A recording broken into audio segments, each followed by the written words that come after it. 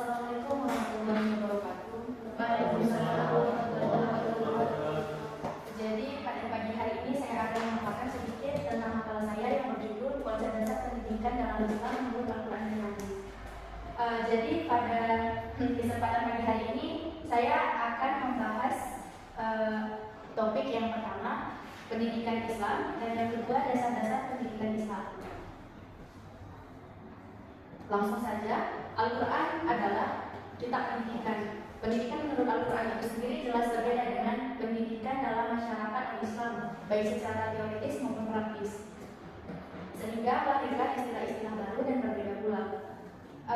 Pendidikan menurut Al-Nawawi berasal dari bahasa Arab, asal katanya dari robayatu yang berarti pertama dan berkembang. Kemudian kata robayat ya robbu dibandingkan dengan kata madayakudu yang berarti memperbaiki, mengurusi kepentingan, mengatur, menjaga, dan memperhatikan. Sedangkan menurut istilah marimba, pendidikan adalah bimbingan secara sadar yang dilakukan oleh pendidik terhadap perkembangan jasmani dan rohani terhadap si pendidik untuk mencapai tujuan kepribadian yang utama. Hal tersebut sesuai dengan Undang-Undang Sisdiknas Nomor 20 Tahun 2003 pada pasal 1 ayat 1 yang berbunyi, pendidikan adalah usaha sadar dan terencana untuk mewujudkan proses belajar dan pembelajaran untuk mencapai secara aktif dan memiliki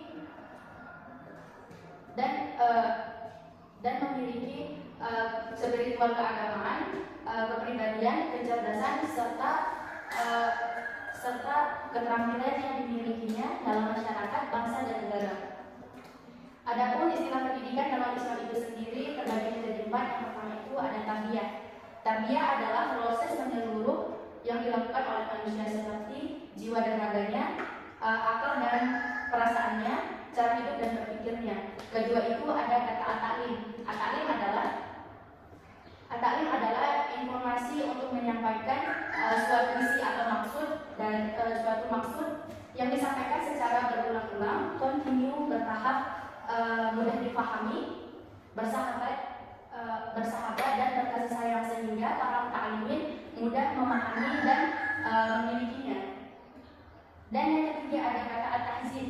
At-tahzib di sini adalah pembinaan akhlak terhadap siswa oleh gurunya untuk melahirkan kepribadian dan hati nurani yang dilakukan sesegera mungkin karena kekhawatiran akan terjadinya suatu penyimpangan. Dan yang terakhir itu ada kata at-ta'dib atau menentukan akhlak seseorang atau akhlak anak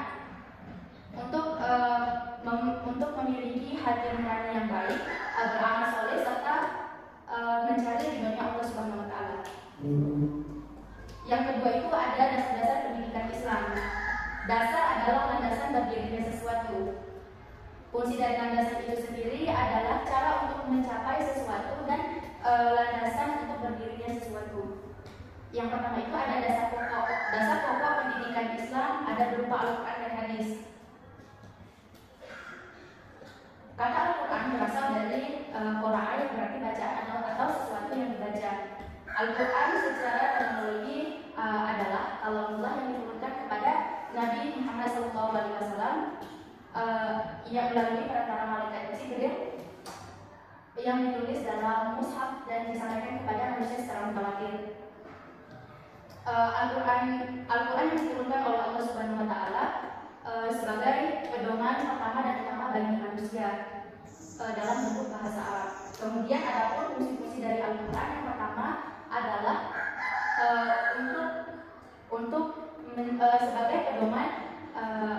sebagai pedoman umat muslim bagi orang-orang yang melakukan kebajikan. Yang kedua sebagai berita gembira bagi orang-orang yang beramal soleh, dan yang ketiga peringatan azab yang kekal bagi pelaku kejahatan.